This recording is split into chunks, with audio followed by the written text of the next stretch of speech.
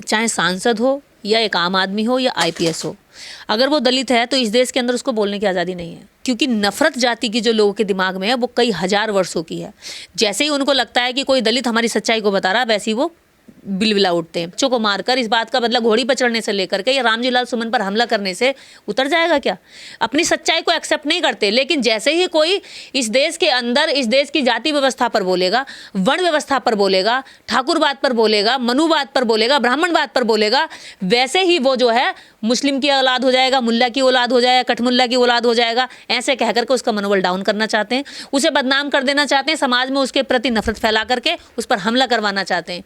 आज देखिए, अगर रामजी लाल सुमन जी पे एक सांसद होने के बाद में उनकी गाड़ियों के काफिले पर हमला हो सकता है, जो व्यक्ति गाड़ी के अंदर है, 4 गाड़ी आगे 3 गाड़ी पीछे हैं, जिस व्यक्ति के उस पर हमला हो रहा है, तो एक आम व्यक्ति जो गांव में रह रहा है, जो कमजोर है, जो शिक्षित भी नहीं है, जिस पे नौकरी भी नहीं है, जमीन भी नहीं है, जो दूसरों के खेतों में मजदूरी कर रहा है, उसकी हालत कितनी बदतर होगी। जातिवाद का आईना आप यहीं से देख सकते हैं। जब एक दलित सांसद सुरक्षित नहीं है, जब यहाँ पर चंद्रशेखर जैसे लीडर पे हमला हो सकता है, रामजी लाल सुमन जैसे लीडर पे हमला हो सकता है, बहन कुमारी मायावती को चमारी चकारी कहा जा सकता है, तो यहाँ पर एक आम दलित परिवारों पर किस तरह का जातिवाद होता होगा, कैसा जीवन उन्हें झेलना पड़ता होगा, कैसी यातनाएं उन्हें दी जाती होंगी, ये इसी से अंदाजा देश की राजनीति में, देश की सामाजिक व्यवस्था में लगाया जा सकता है। लेकिन वो तो कह रहे हैं कि नया भारत है, विश्व गुरु बनने जा रहे हैं। देखिए, अगर ये नया भारत जातिवाद मुक्त है तो इस देश के अंदर आज भी रामजी लाल सुमन का कल का हमला नहीं होता। इस देश में अर्जुन मेघवाल जब पानी पी लेता है, इंद्र मेघवाल, तो उस बच्चे को जो है पीटते पीटते उसकी जान ले ली जाती है एक ठाकुर शिक्षक के द्वारा। तो आप ये बताइए, अगर ये विश्व गुरु है और इस विश्व गुरु में जाति नहीं है, तो इस देश में पानी पीने पर क्यों मारा गया बच्चे को? इस देश में घोड़ी चढ़ने पर पत्थरबाजी क्यों होती है? दूल्हे को क्यों मारा जाता है? मूछ रखने पर उसको बार बार ये एहसास क्यों कराया जाता है कि तू नीच है, तू मूछ नहीं रख सकता? इस देश में जब एक दलित सांसद संसद में ये बता देता है कि इस देश के अंदर जो खुद को क्षत्रिय कह रहे हैं या हमला कर रहे हैं, वो उनके जो पूर्वज हैं, उन्होंने मुगलों को अंदर देश में आने के लिए सहारा दिया या साथ दिया, तो उन पर फिर हमला क्यों हो जाता है? वो इतिहास की बात थी, इतिहास की गलती थी, उसको कहिए कि वो गलती हुई, लेकिन अब हम सब एक साथ रह रहे हैं, अब जातियां नहीं हैं, अब हम एक साथ रह करके एक अच्छा भारत बना रहे हैं, हम जाति मुक्त भारत बना रहे हैं, विश्वगुरु बना रहे हैं। तो अब तो कम से कम बताइए, अगर ये जाति मुक्त भारत बन गया होता तो पहले मैं ये कहती हूँ कि देश की सारी मीडिया जो जाकर उछल करके हिंदू मुस्लिम कराने पर जोर लगाती रहती है, वो जाकर एक गाँव का सर्वे करके बता दे कि जाति मुक्त एक गाँव हमने बना दिया जहाँ पर जाति ना हो। गाँव में घुसोगे तो अलग आपको पता चल जाएगा चमारों की बस्ती कौन सी है, वाल्मीकियों की बस्ती कौन सी है, ठाकुर के मोहल्ला कौन सा है, ब्राह्मण कौन सी तरफ रहता है। तो एक ही गांव के अंदर 4 जातियां रह रही, तो चारों जातियों को अलग अलग आप किसी नाम को अगर ढूंढने निकले हैं तो वहां जाकर के आपको ये बताना पड़ेगा कि कौन सी बिरादरी का आदमी है, और तभी उस आदमी के घर तक पहुंच सकते हैं। यूपी के अलीगढ़ में 3 जो एससी समुदाय के व्यक्तियों को मारा पीटा है, 20-25 लोगों ने, जो जय भीम बोलने पर उनके साथ में ऐसी प्रताड़ना की गई है। आप बताइए ना, अभी आप कह रहे थे कि देश तो विश्व गुरु बन रहा है, जाति मुक्त भारत बन रहा है, तो जय भीम बोलने तक से नफरत हो रही है जहां पर। ये जाति मुक्त भारत कैसा है? इसका मतलब जय भीम को भी तुमने एक जाति, पर्टिकुलर जाति के साथ जोड़ दिया है, एससी के साथ जोड़ दिया है कि उसको तुम मारोगे, जो जय भीम बोलेगा वो एससी का होगा, जो जय भीम बोलेगा वो चमार होगा, जो जय भीम बोलेगा वो नीच जाति का होगा।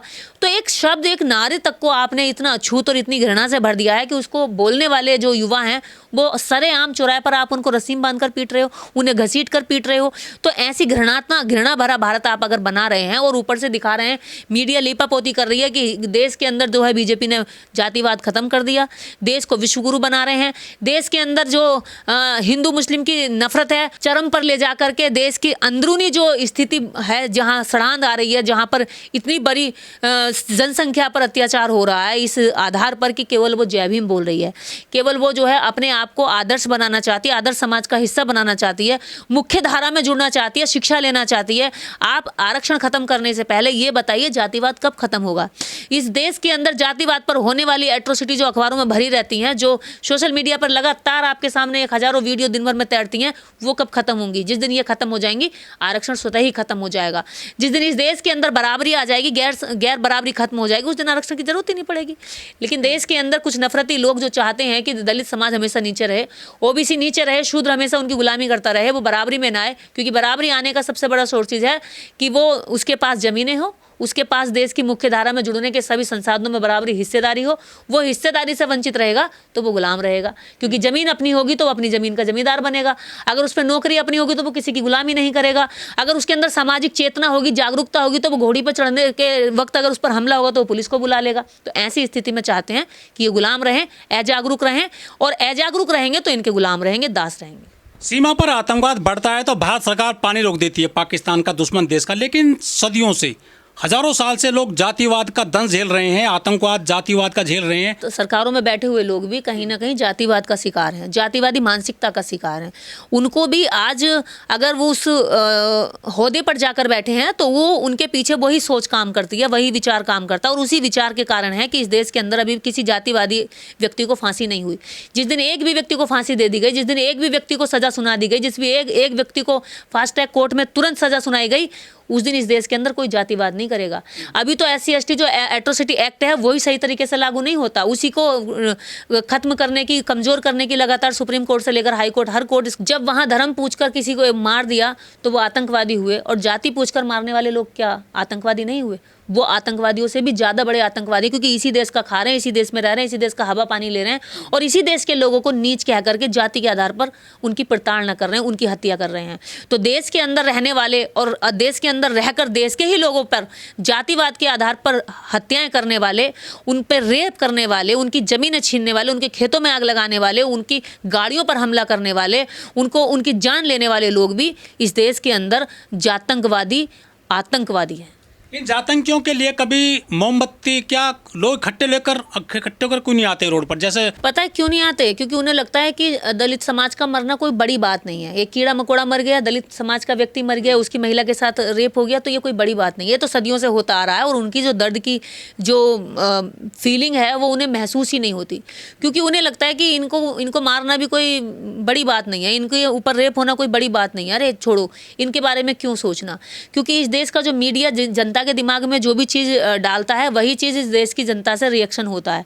क्योंकि देश की जो मीडिया बैठी है वो इस देश में जब हमला होता है कश्मीर में तो उसको खूब हिंदू मुस्लिम प्रचारित करके लोगों के दिमाग में फूंक देती है, और लोगों को अंदर हमला तो हुआ है वहाँ कश्मीर में, वो कुछ लोगों पर हुआ है, लेकिन अब उसकी सज़ा देश के अंदर जो बाकी मुसलमान हैं, बाकी दलित हैं, वो उठाएंगे, उनमें आपस में लड़वा के उनके अंदर आग लगवाई जाएगी।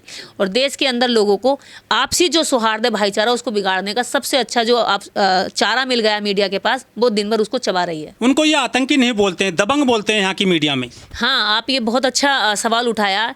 जिन लोगों को जातंकी बोलना चाहिए उनको दबंग बोलकर उनके हौसले बढ़ाए जाते हैं। यहाँ पर दबंग उनको बोलकर लोगों में ये मनोबल, कमजोर आदमी का मनोबल डाउन किया जाता है कि देखिए वो तो दबंग है इसलिए मार के भाग गया, भैया दबंग की लाठी में तो जोर होता है, दबंग तो मार के चला जाएगा, उसका क्या बिगाड़ लेंगे, वो तो कानून भी खरीद लेगा, वो तो थाना खरीद लेगा। उसको जो न्याय मिलना चाहिए, न्याय मिलने से पहले ही मानसिक रूप से कमजोर कर दिया जाता है कि दबंग। जब मारने वाला अगर दबंग हो गया तो फिर पिटने वाले तो इस देश के अंदर कल कोई छोटी जाति का उठ करके ऊंची जाति के लोगों को मारेगा तो क्या दबंग कहा जाएगा? दबंग नहीं कहा जाएगा। उसको ज़्यादा से ज़्यादा प्रचारित किया जाएगा कि देखिए किस तरह का हमला किया है, देश के अंदर कैसे मारा जा रहा है।